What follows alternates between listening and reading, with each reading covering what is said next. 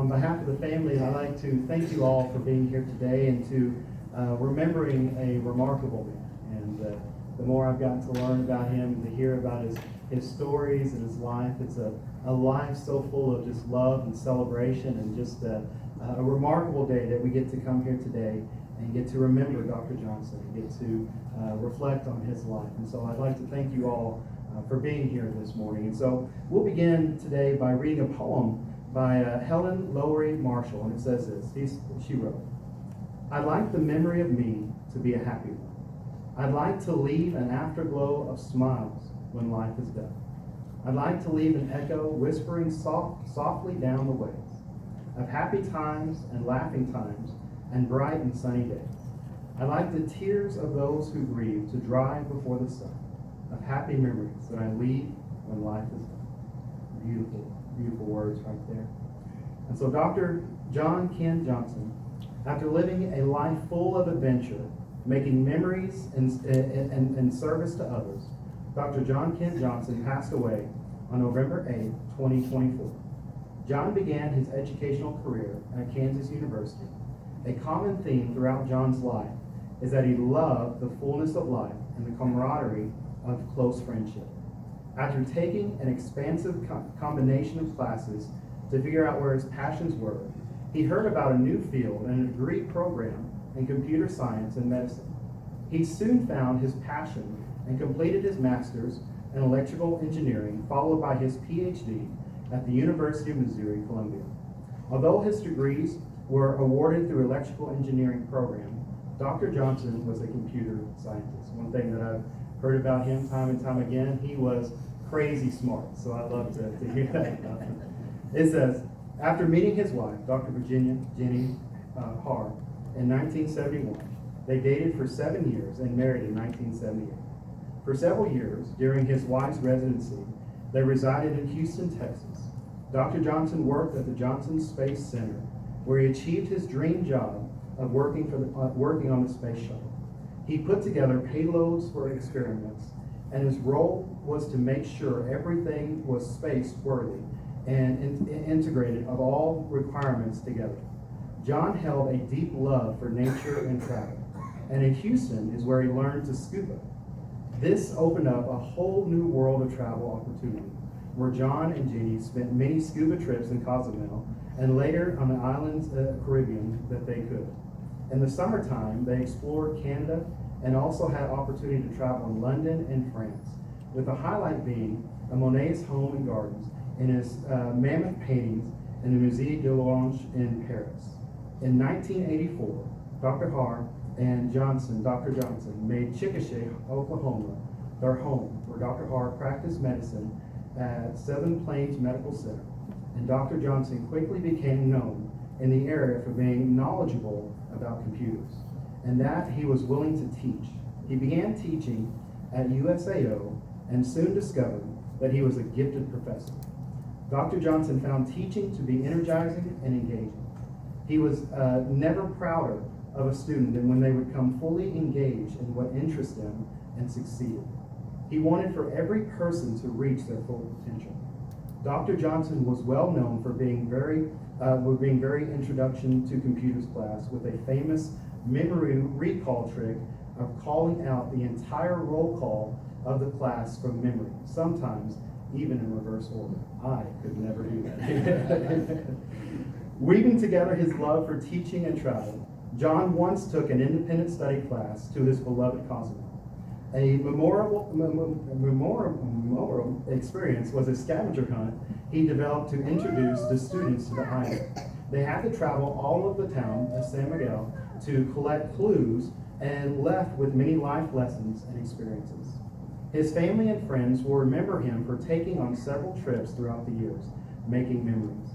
He was always looking to have fun and was often the ringleader in making sure people weren't taking life too seriously and missing out on the potential for a moment of joy.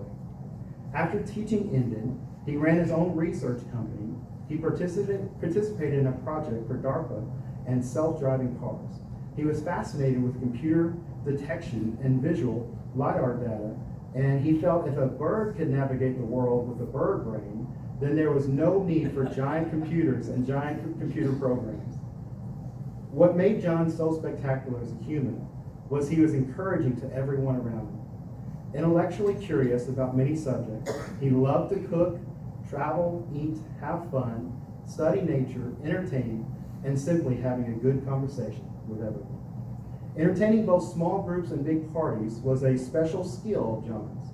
He hosted reception for Pro Musica, as well as chocolate festivals around Valentine's Day, and many other informal events to get friends, colleagues, and students together. John was infallibly polite to me, but especially to waitstaff, secretaries, and helpers. He saw the value in every human being and dedicated his life to encouraging them and being especially tender toward women in strained circumstances. He was fully supportive of all individuals striving to make their family situation more secure. It didn't matter what season you saw John, he was probably wearing his own style of clothing, which consisted solely of cargo shorts, tennis shoes from Land's End, and a colored t-shirt under a colorful short-sleeve button-up collared shirt. His style fit the bill of wanting to be comfortable and putting those around him at ease. John is survived by his wife Virginia Hart, and sister Janice Hall, and husband Hubie, and brother Jared Johnson and wife Patricia. A host of nieces and nephews, and will be missed by many former students, friends, and family members. And a poem by Nicholas Evans says, "Be still, close your eyes, breathe. Listen for my foot fall on your heart. I am not gone, but merely walking with you." I loved getting to know more about John and hearing about his life, and getting to just hear about how generous he was, how he was loved and cared for people, and how he was always learning. One of the things that I just love to hear, how he's always learning new languages. And when he would have foreign exchange students come and be part of his class, he would always learn the basics just to be able to communicate and to show them just a little bit of home, of saying hello, goodbye, and counting to 10, and even hearing from some of his students that he would always have a line of students after every class that would want to come and spend time with them. And as soon as you walked up, he had that big smile on his face, just welcoming you and making you feel at ease. And that's just that time with you and him was so special and meant something for him. And I loved, he loved all sorts of food. He loved all sorts of food. Talks about a time he was in England and he had fish and chips. And for decades, he tried to find its equal, but never could find the equal that he had there in London. One of his favorite things, he at one time used to get a mail order salmon cakes, and they discontinued. They didn't make them anymore. So he asked his beloved wife if she would start making, and he said they were even better than what he had before. And don't know if it was true, but he certainly showed his love in that. And so he loved watching wildlife outside of his home. Taught himself even one time to gobble with the turkeys, and the turkeys even gobbled back at him. So just a wonderful life. And he loved his cats. He always took such pleasure in taking care of them. And so when we step back and we remember his life, it was truly a life to be celebrated, a life to be remembered, and to see his character and his devotion. I think that's such a wonderful thing when you see a man who is so intelligent, who's crazy smart, if you would say, but then showing such grace to everybody who came into his presence. That is a remarkable characteristic, and that is something to be cherished and something to be remembered. And so what we're going to do at this time is we're going to have a couple of family members share some memories and share some things about John, and then we're going to open it up if anybody else would like to share anything about John, whether it be a memory or just some characteristics that you would like to share. And so at this time, we're going to begin with his sister, and so we'll have her come on up, and then his brother.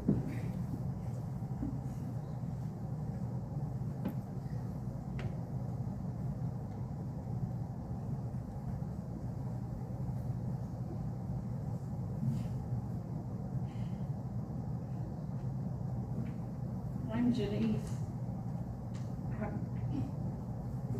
S. Johnson. My mother and father gave us all J names. Joanna, Johnny, Janice, and Jerry. And of course, each one of us, she called the whole world in order to get the right one. lived in the generation where there were no cell phones, no iPads, no video games, so we played outside a lot.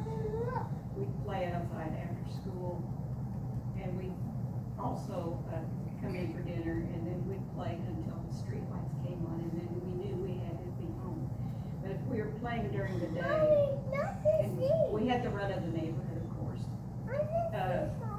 There was a mom network. If we did anything wrong, Mom knew it before we ever got home.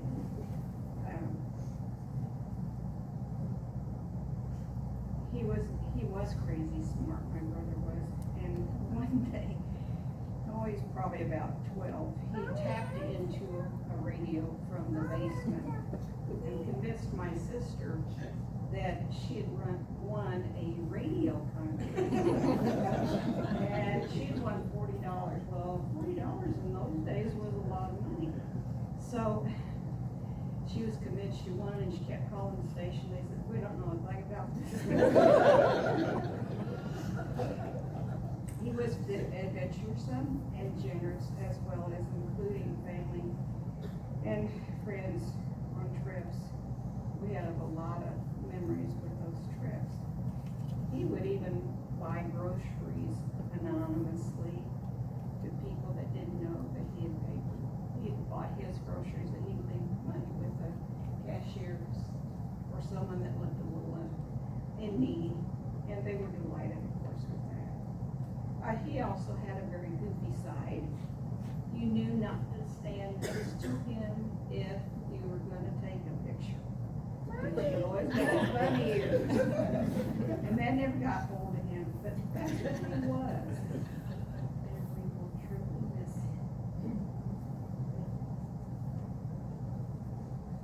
him. Let's get the other Jay, Jerry.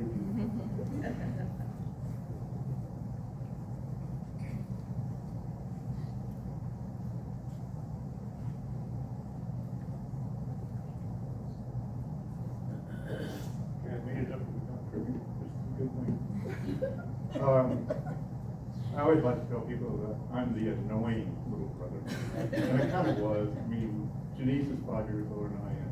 We spent quite a bit of time together. She was much her disdain, because Mom would get us out of the house like, go away.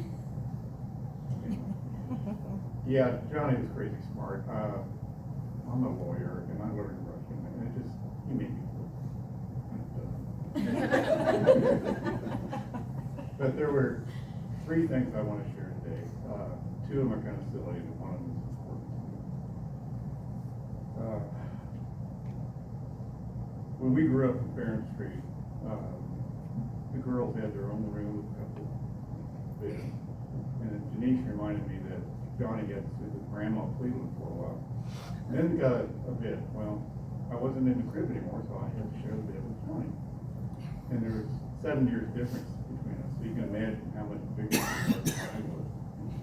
And I still don't know what happened, but one morning, I don't know if I rolled over on top of him or whatever, maybe he shoved me out of the way.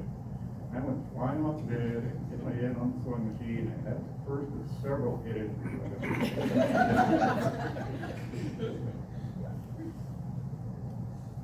Probably my favorite, though, of the funny things that happened was, again, Mom would like to get rid of us from time to time. She sent us all Bible, vacation Bible school. Well, my class got out before everybody else's did. There was a kid in my class who lived in the area, and there was a big hill next to the church. And we went right up the hill and right up and down the hill. I had no idea how much time passed. Pretty soon there was a lady that came up to me and said, Jerry, yeah, your mom took me to bring you home.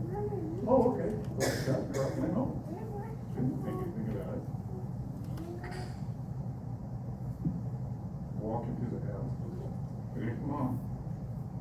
There's Janice. There's Johnny. And she, I guess before I got home, they said, are you missing anything? And they looked into the bed.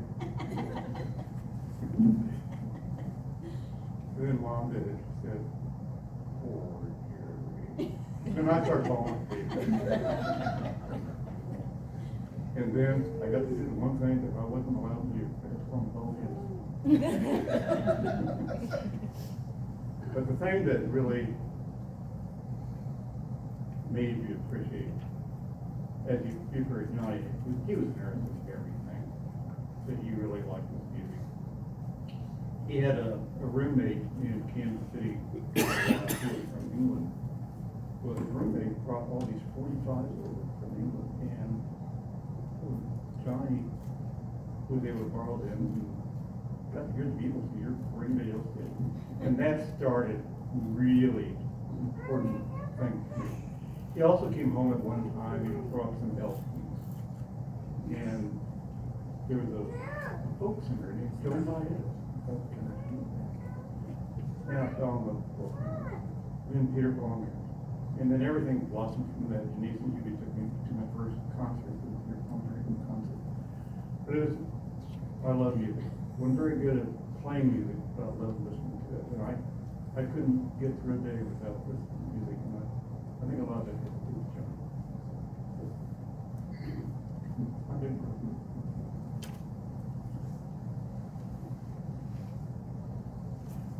At this time, would anyone else like to share a memory or share something special about her?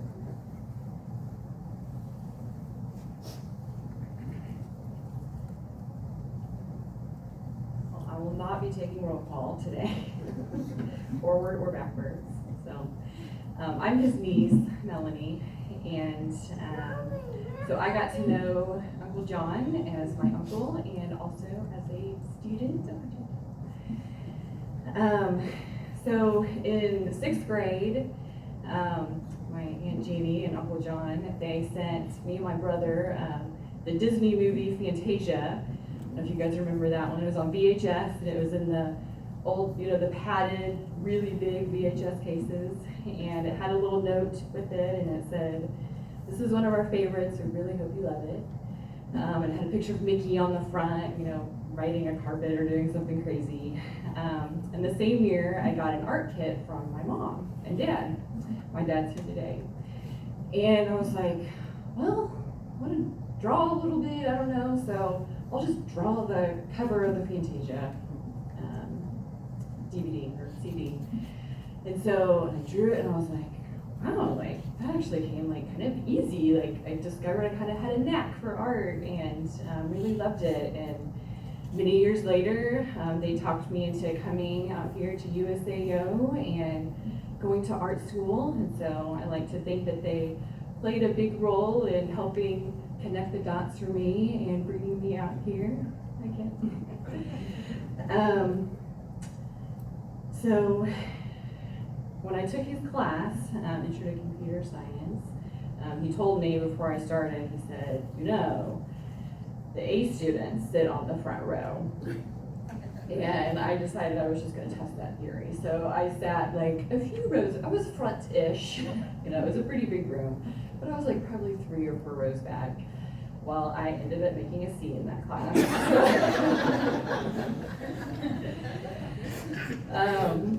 It was my undoing. Ever since then, I have sat in the front row every conference, anything that I go to, and I make everybody else sit with me too. Because I'm like, you know what? I've learned my lesson. But I also really got to see how the students really loved him. There was always seemed like a line out of his door. He really took an interest in people. He always had a little twinkle in his eye as well too, so you always knew he was kind of up to something. And he really just loved how he took interest in people, helped encourage people, listened to them, let students come in. Even sometimes they weren't actually his student, but they were just people from across campus that he would be a really great ear and help them through that phase of life that we're in. So appreciate you all coming, and we'll really miss him a lot. Would anyone else? You won't have to come up here if you don't want to. If you'd like to share from your seat, but anyone like to?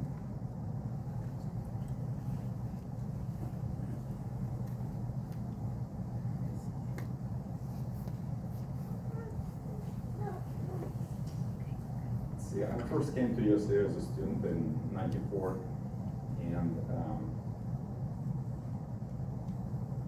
So my declared major was business administration, and I had Dr. Johnson as a professor, introduction to computer science class, and that year I switched to computer science. So he really encouraged me to learn, but also stay curious about life, and that's the best gift a professor can give to a student is giving them a lifelong learning. Like you stay curious with the rest of your life. And the second impact he had on me is that he convinced my wife to not go to OU and go to USO. And I met my wife at USO, so he had a great impact on me. Thanks. Anyone else?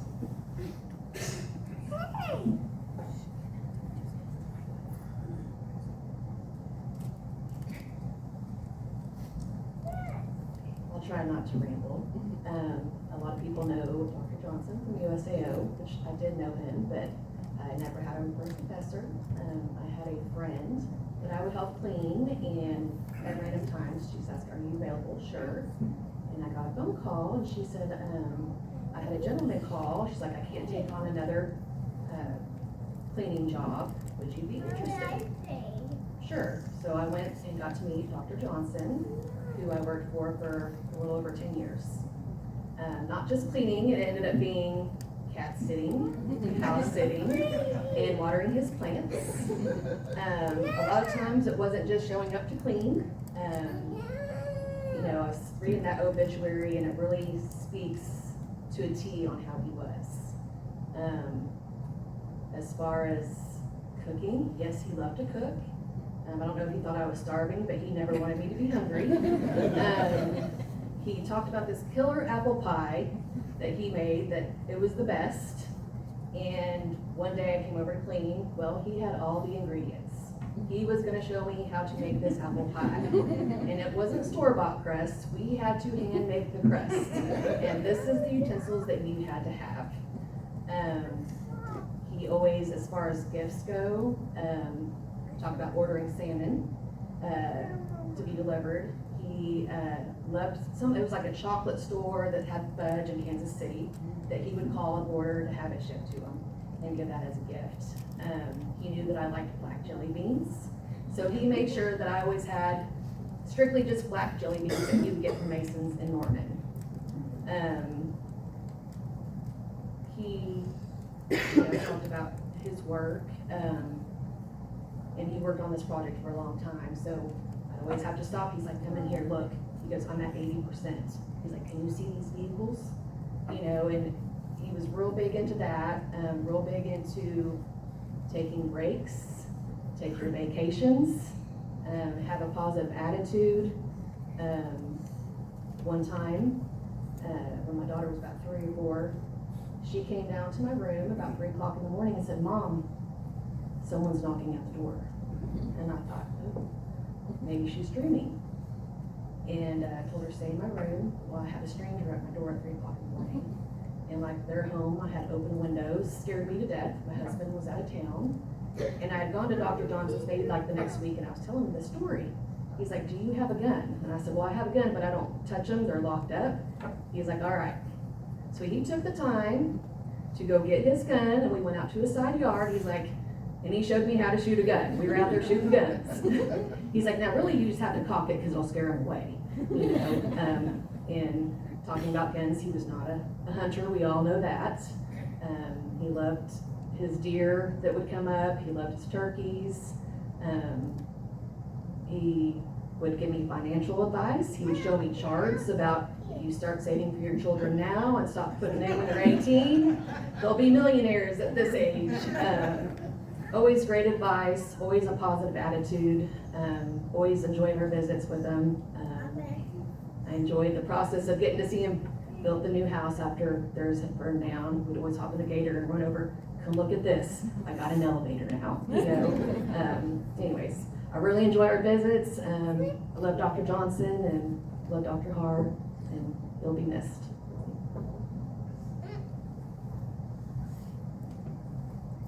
Anyone else?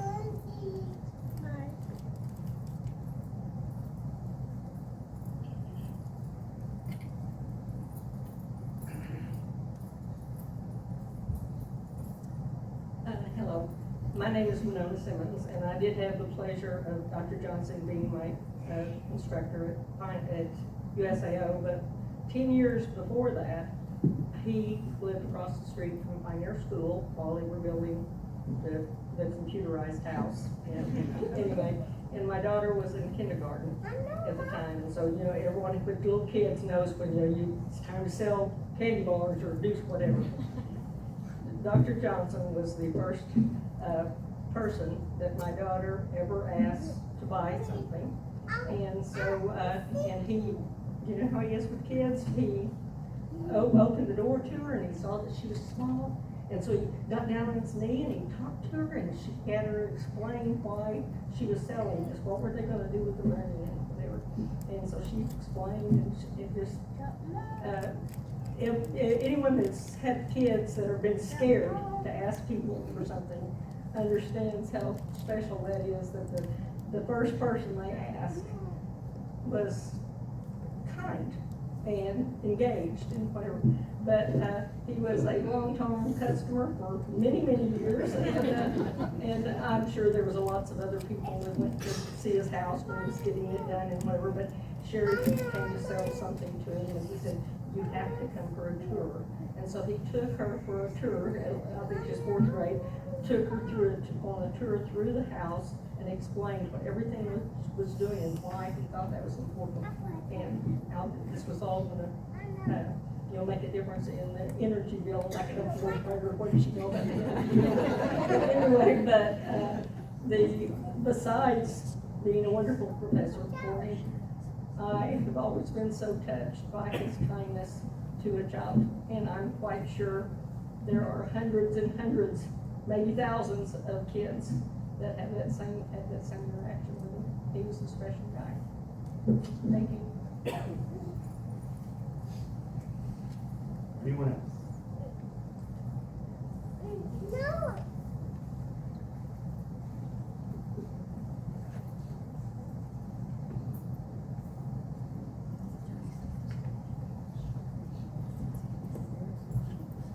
I had the privilege of working with, my name is Randy Talley. I worked at USAO for many years, and I had the great privilege of working with Dr. Johnson. And often our role would be to promote or announce or explain to the public or build some display or demonstration of his work and the work of other educators. And he made it so much fun because, as others have said, he possessed such terrific curiosity and kindness, as that has been said. I want to add one component that has not been mentioned, and to me it's what makes John Johnson so remarkable in the memory of all of us who worked with him through the years. He was indeed crazy smart, and having worked in higher education for 30 years, and then I went into banking, and now I work in construction. I can say that when the scripture says knowledge puffs up, it's not wrong. Sometimes intellect, as great a tool as it is, can be in the hands of someone with less character, kind of a dangerous weapon. And with John, it was not. He was brilliant, and here's the word I wanted to share: truly, profoundly humble. And his humility kept his genius mind from ever becoming a weapon or a tool to manipulate anyone. And so he inspired all of us around him with that humility, always in service, not to advance his own or anyone else's power, but always to serve, especially, as has been said, people who had less. And that kind of grace and humility made his legacy far more impressive than all that he did with DARPA and all that he did with computer programming that was cutting edge and very sophisticated and quite advanced in his field. It was routine that we would have people say, You're doing that in Chickasha, Oklahoma? And I would say, but have you met Dr. John Johnson? That's why we're doing it in Chickasha, Oklahoma. And the last thing I'll tell is about this striking watercolor painting. I commissioned that painting from a dear friend of ours, a young man who was a student 40 years ago at USAO when I went to work there, Greg Myers. And I commissioned that and he painted it. It hung in my office. I love his work. I own lots of Greg Myers paintings. And I just thought it was so beautiful, and it was hanging above my desk at USAO. And John Johnson came in one day and said, I'm building a home. And that painting needs to be right above my piano. And I said, well, John, you know, and we had a great relationship. I said, John, I just commissioned that. It's just perfect. It's exactly what I imagined. And it's, you know, one of Greg's best pieces. Greg was just a student at that time, but I could see he was going places. And I paid good money for it. Back then, you know, $150 was a lot of money for me for painting. And he said, I'll give you whatever you want. You name the price and I'll give it to you. And it's going to hang above my piano. So I really was fascinated today when I walked in and saw it and wondered, you know, years ago when you had your fire, I wondered if it survived. There it is. And it's so beautiful. And it just reminds me of fun and wonderful, engaging relationships that John built with all of us who worked with him at USAO, and many in the community who enjoyed his kindness and the demonstrations of humility that always kept his great intellect in check. So thank you for sharing him with all of us. Anyone else? All right, at this time, we're going to listen to some music that we played.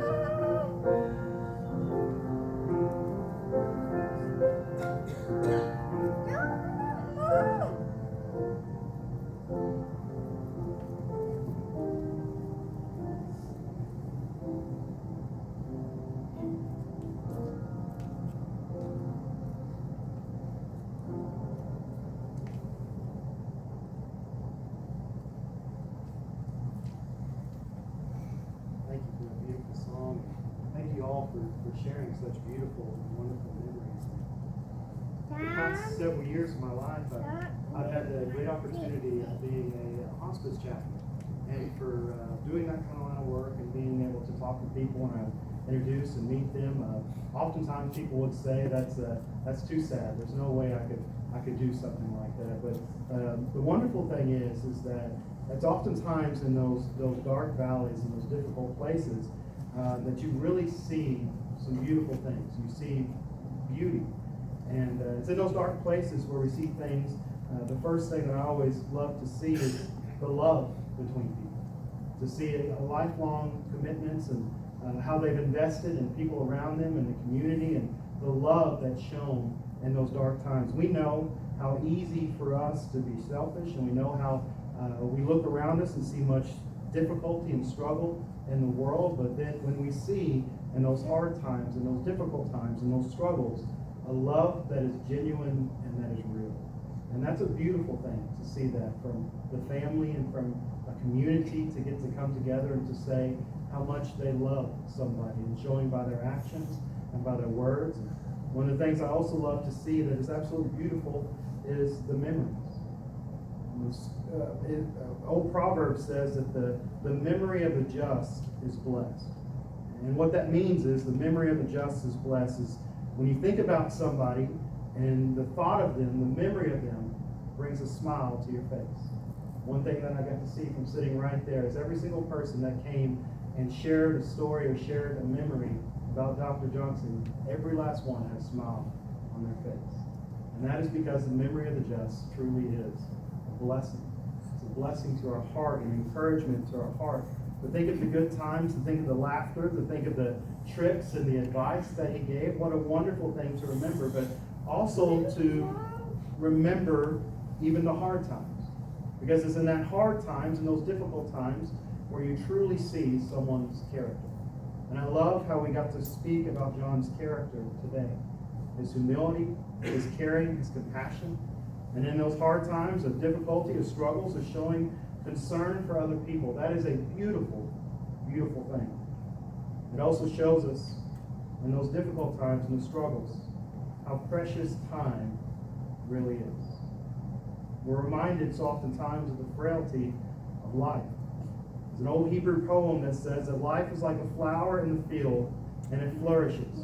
But the wind passes over it and it's gone, and the place thereof shall know it no more. It reminds us of the brevity of life. And it's a humbling thought, really.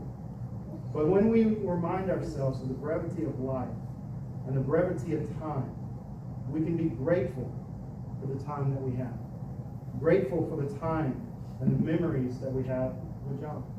One of the things that I thought was so special as I sat down with the family yesterday is his great niece sat there and she said, one of the things that the family said is that I wish you had been able to meet John and meet how special of a man he was.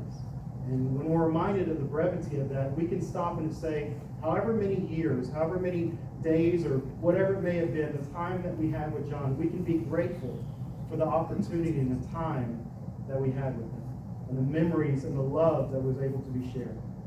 And it reminds us to make the most of our time, how precious our time really is. And then when we look at his life, a life that was so full, a life that we saw many accomplishments and many things that he strived after, his passions and things that we can say, I need to make the most of my time. The time that I have, because time truly is precious. And so I pray today that we would look, even in this dark valley, look in the times of grief and the times of loss, and we would see truly some beautiful things. Love that we're able to share with one another. With a man who invested so much in everyone around him. and his life and his family and his community, that we would see the beauty and the memories that we're able to share. And we'd see how precious that time really was. And would make all of us reflect on the time we have in our life to make the most of it. And so to close us out this morning, we're going to spend a little time watching a video of memories and pictures and photographs of John. And so we'll do that and we'll be dismissed for this one.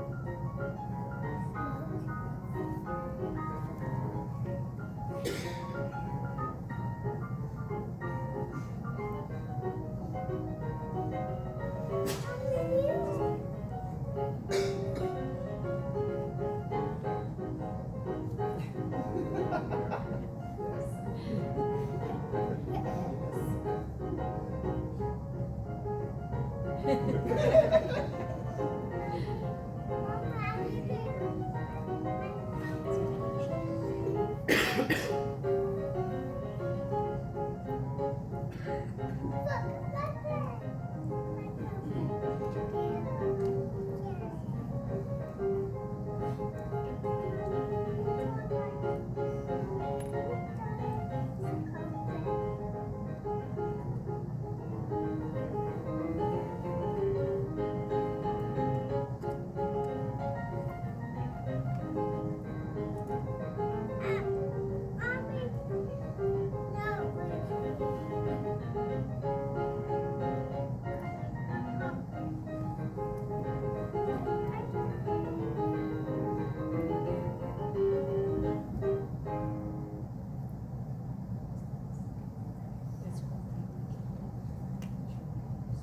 we dismiss this morning, I'd like to thank you all once again for being here this morning and to remembering Dr. Johnson. And so I want to encourage you over the coming weeks to make sure to continue to reach out to the family and let them share some of those memories and how much he meant to you and how much he meant to your community. And we're just so grateful for this opportunity to remember him. So I thank you so much for your attendance today. You're dismissed.